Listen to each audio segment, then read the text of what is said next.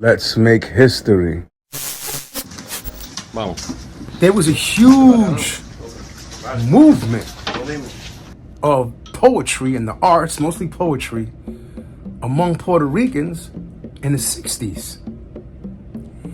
Check out my last video, The Origin of the Word Nuyorican, where I speak about how Miguel Algarin, along with Miguel Pinheiro and Pedro Pietri, created the Nuyorican Poets Cafe from out of this movement. Let's talk about Pedro Pietri because he was a special one, undoubtedly. Now, he's known as a poet. If you look him up, and you should, he was known as a poet. However, he was much more than that, because what he did was he was a very eccentric individual. Like, he was kind of out there, right? So that part of his personality he incorporated into his poetry. And when he recited his poetry, he didn't just recite poetry. What he did was he mixed poetry with stand-up comedy along with performance art. I'll give you an example. Check this out. Woke up this morning feeling excellent. Picked up the telephone, dialed the number of my equal opportunity employer to inform him I will not be in to work today. Are you feeling sick? The boss asked me. No, sir, I replied. I am feeling too good to report to work today. If I feel sick tomorrow, I will come in early.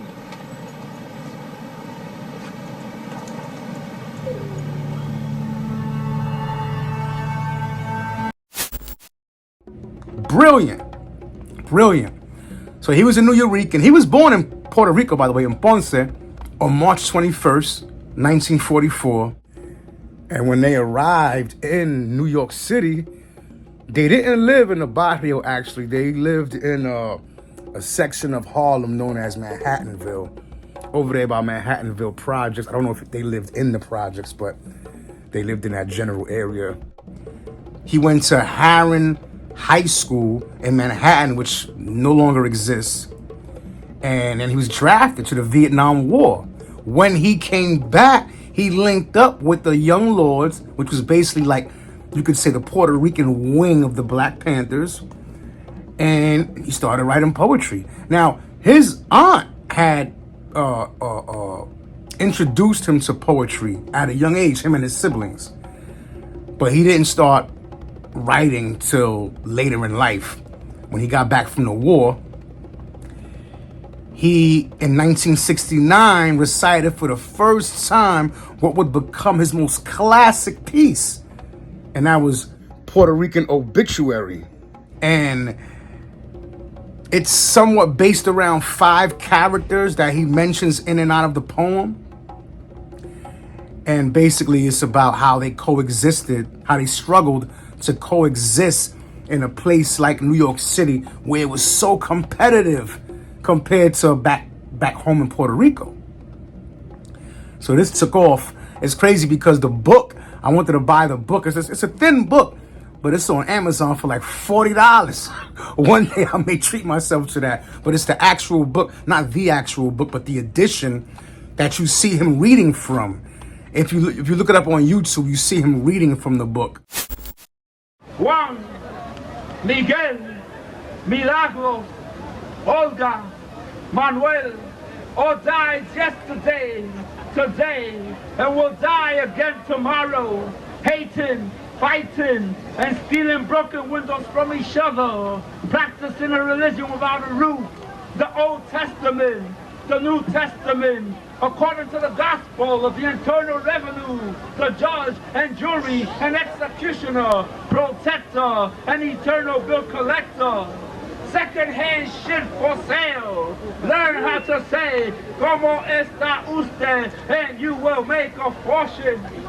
They are dead, and will not return from the dead until they stop neglecting the art of their dialogue or broken English lessons to impress the Mr. Goldsteins who keep them employed as lavaplatos, porters, messenger boys, factory workers, maids, stock clerks, shipping clerk, assistant, mailroom assistant, assistant to the assistant's assistant lavaplatos, and automatic, artificial smiling woman for the lowest wages of the ages, and raises when you demand a raise because it's against company policies to promote speaks.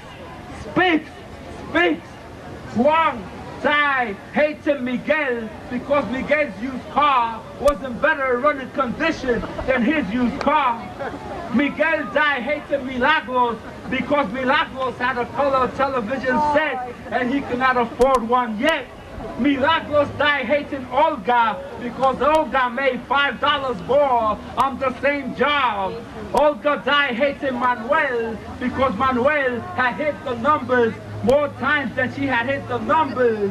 Manuel died hating all of them. Juan, Miguel, Milagros, and Olga because they all spoke broken English more fluently than he did. Classic piece of work. But he was very prolific. So that was in 1969. Then in the early 70s, you know, he was heavily involved, as I stated in my last video, with Algarin and Pinheiro, establishing and launching the Nuyorican Poets Cafe. In 1979, he came out with Invisible Poetry. In 1980, Traffic. He came out with Illusions of a Revolving Door. In 1988, he came out with a book called The Masses Are Asses. In 99, he released the Outlaw Bible of American Poetry. So you can tell by the title, this guy was very talented, very prolific, and very out there. He totally left his mark. By the way, I just jotted down here a couple of his. He has many more works in between. That was just a few. And sadly, he died in 2004 from stomach cancer. He actually flew out to Mexico to seek out alternative medicine or alternate remedies to battle his stomach cancer, and he actually died on the way back to the States. R.I.P. Pedro Pietri. He died on March 3rd, by the way, 2004.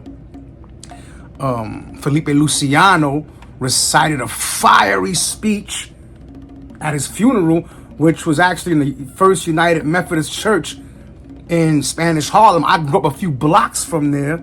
It's right on 111th and Lexington. I believe the Young Lords actually took over that church at some point, and that's why they renamed that intersection the Young Lords Way. And all we can ask for is the epitaph of courage on our tombstones. The Pietris went against the norm. Think about this, Puerto Ricanos. We are a people who are here, 3 million in this country, and we better make a decision about who we want to be and where we want to go. Pedro is sitting right there. He always made fun of our hypocrisy. Where do you want to go? What do you want in this state? What do you want in this country? Who do you want to be? What do you want your children to be? Do not let people fool you. There is still a war going on. That's right. Keep on playing around and you will lose this. They will say there once was a people called Puerto Rican. They were cute, they were bilingual, and they lost. And they will talk about you like they talk about the Sioux Indians. They were hip, but they ain't here no more. We laugh, but it's true. Every other Latino group that has come says to me, if it wasn't for Puerto Ricans, we would not be here. R.I.P. Pedro Pietri, and he will forever be remembered.